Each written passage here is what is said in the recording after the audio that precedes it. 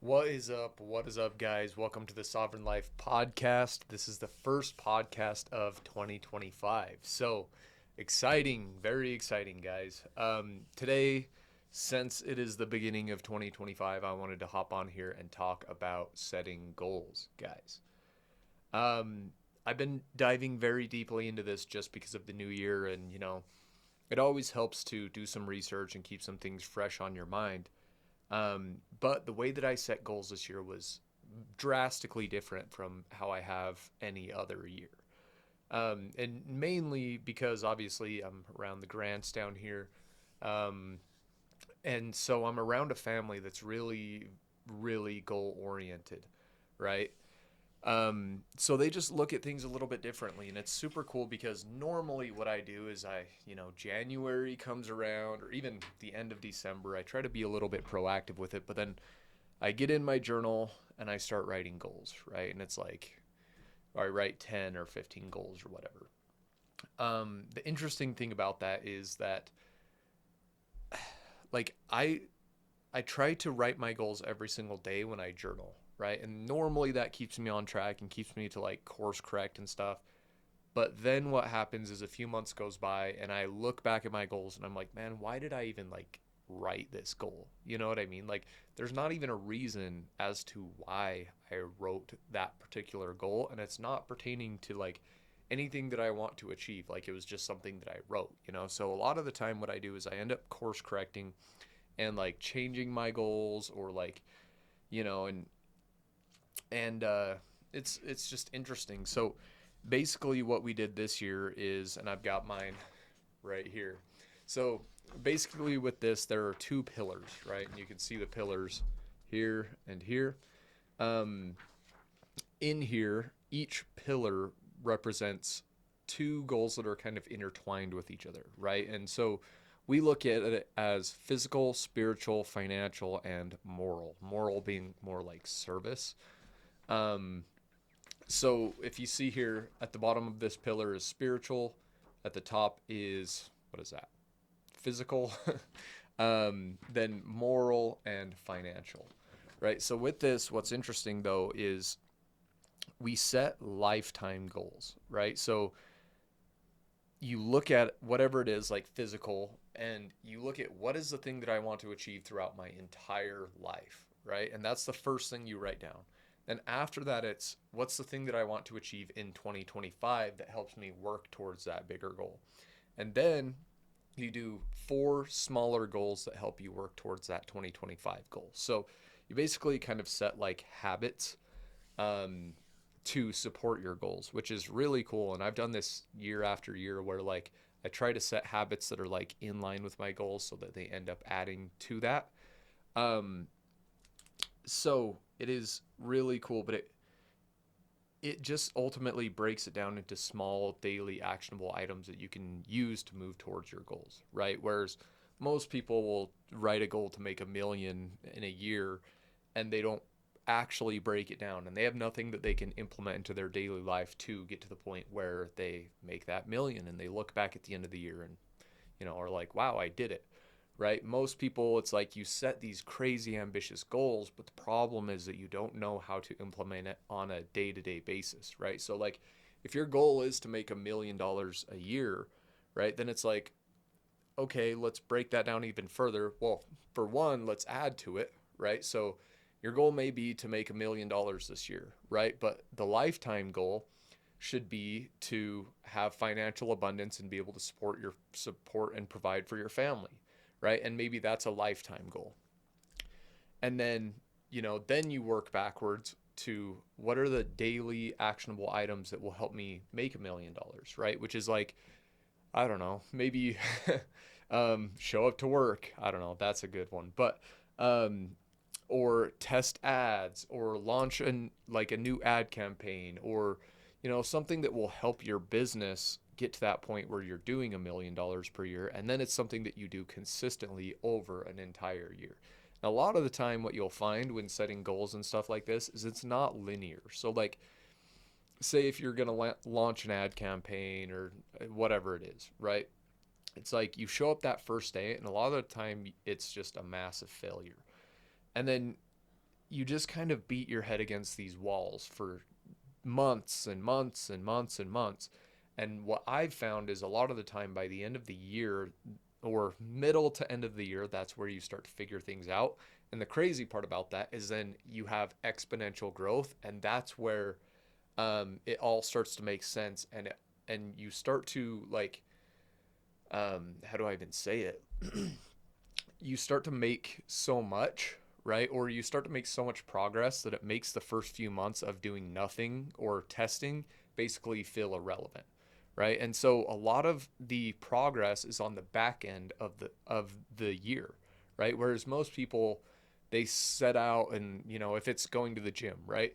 They go to the gym one time and it's they just don't really like it, right? Then two times, three times, four times, and then eventually it's like if you can, I mean, two things are going to happen. You're either going to quit and give up on your goal, or you're going to stick with it and, kind of just beat your head against that wall for long enough that you figure it out. And that's kind of what I did. um, and if you go to the gym consistently, you probably know what I'm talking about. Um, but what you'll find is like once you make it past that first few months of showing up and getting absolutely no results, then you start to learn a few things, right? And you start to be able to apply that. And then the crazy part is once you're learning and applying and showing up every single day, then that's where the results start to come. Um, so you just kind of have to keep that in mind when setting goals, right? Like the first few months, you're probably not going to make very much headway, but in the grand scheme of things, looking at it from a year-long perspective or a lifetime perspective, like even if you hardly do anything this year and you just show up and try and like, say if you're, I don't know, running ads, right? And the goal is to make $1 million. And even if you make $0 this entire year, at least you showed up and tried and learned the lessons that got you the experience to maybe be successful in year 2 or year 3 or year 4. And that's just kind of how you have to look at it, is like, I'm not here to, I mean, I guess it's just determining learning seasons versus earning seasons. And sometimes you're just in a learning season and you're trying to refine your skill enough that you can get to the point where you're proficient enough to be able to make money, right? Or to be able to get whatever result it is that you want. Um, and there's also another perspective on goals that I wanted to talk about, that I listened to a podcast from Alex Hormozy, and he talks about how people love to set goals, right? Like we love to set ambitious goals because it feels good to like say that you're going to make $1 million or get a Lamborghini or get a six pack or whatever, right? But we are very, very bad at understanding the sacrifices that come with those goals, right? So, um, meaning if your goal is to get a six pack by the end of the year, that means that you probably need to sacrifice some time to go to the gym. You probably need to sacrifice eating out on the weekends with your friends, or, whatever it is, like, or alcohol, or like, there are a lot of things that you have to sacrifice in order to get that six pack. And so, with that being said, when you go out and you set 10 really ambitious goals, like I want to get a six pack and have a Lamborghini and travel the world and make $2 million and, all the things, what you start to find, and I've done this in the past where, like, I'm a very ambitious person, so it's really easy for me to like overload myself, um, is you start to sacrifice everything.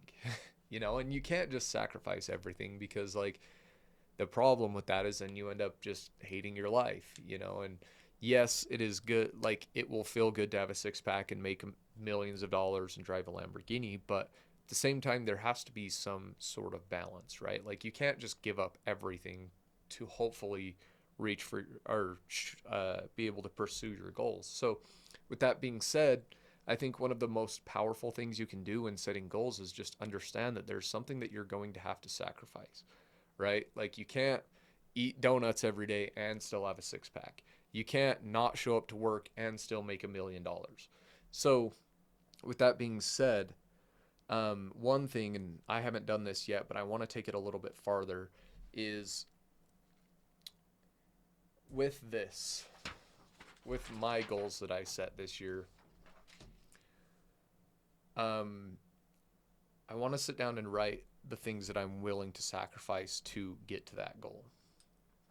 And just be very mindful of that, right? Because one of my big things this year is that you can't do everything, right? And Steve Jobs said innovation is saying no to 1,000 things, right? So, meaning that you can't do everything. And the more that you say no to the things that don't matter as much, the more you have the ability to say yes to the things that do. So that's one thing that I need to keep in mind moving forward. And I mean, realistically, probably all of us do. And this is a mindset that, like, I've talked to so many people about, and I lecture my trainers and all my people about this, but it's urgent versus important, right? And it's so easy to get caught up in what is urgent, or what is flashy, or what feels good in the moment, that we neglect what is actually important. And for me, it's been really easy to leave jobs and like things like that, because sovereign lifestyle was always the most important thing to me. It always has been since the very beginning.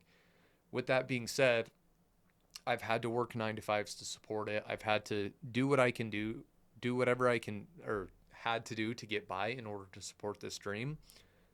But then there's a point where it switches, right? And eventually what happened was Sovereign Lifestyle started making more than my 9 to 5.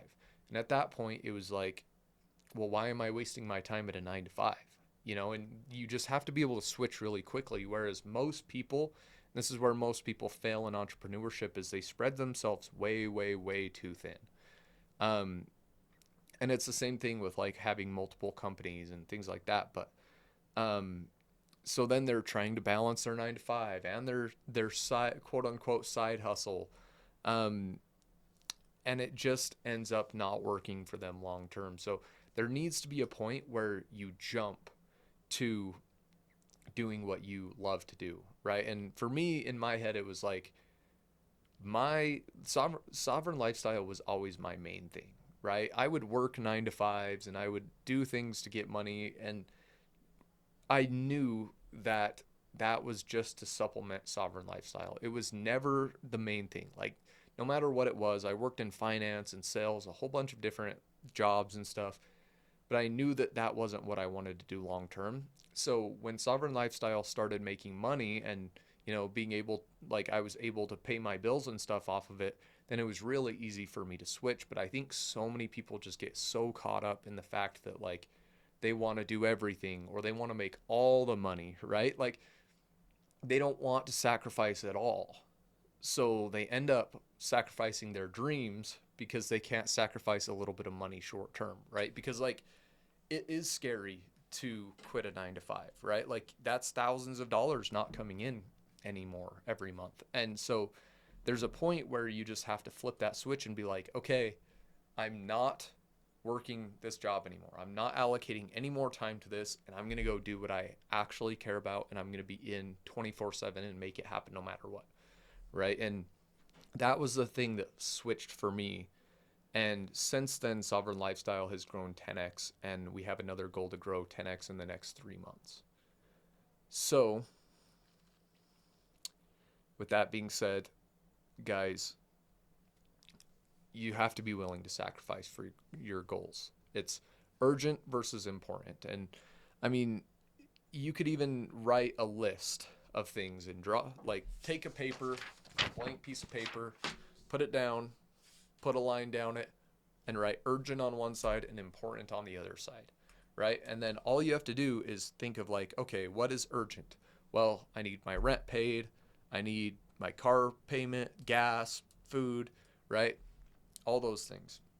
And then on the other side, it's important, which is like, what's the thing that you want to do throughout your entire life? What's the thing that, like, when you're on your deathbed, that people are going to remember you for, right? And that's where you kind of switch from, like, survival mode into thriving, right? Or living with purpose.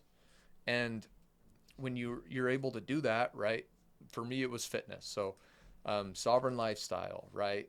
Bodybuilding, right? Like that type of stuff was very important to me, but it wasn't crazy urgent. Um, then what I did is I just acted in line with what I believed to be important instead of just what is urgent. And yes, there are things on the urgent list that need to be taken care of. I'm not saying completely like don't buy food and stuff, but what I am saying is that you need to always act with the end goal in mind. You can't just go day to day like, oh, I just hope I get my next meal. Oh, I just hope I get my next paycheck. Oh, I just hope I don't know, can show up to work today. You need to have a bigger frame of reference, right? Meaning that you always act with the most important things in mind. And that was, like I said, for me, it made things really easy because I can see the broader picture of my life and where I wanted to go. So whenever I was working in a sales job or a finance job or whatever that wasn't 100% where I wanted to go with my life, then it was easy to cut it out. Not that it was easy to lose the income or anything, but it was a lot easier to cut it out because I knew that I was going after something much, much, much bigger and more meaningful to me. So, guys, when writing goals, take those into consideration. Let's freaking kill it in 2025. This is going to be the best year ever. We've got some crazy momentum going into the year, and I'm super excited. So, we're going to ride this out, and we will catch you guys on the next one.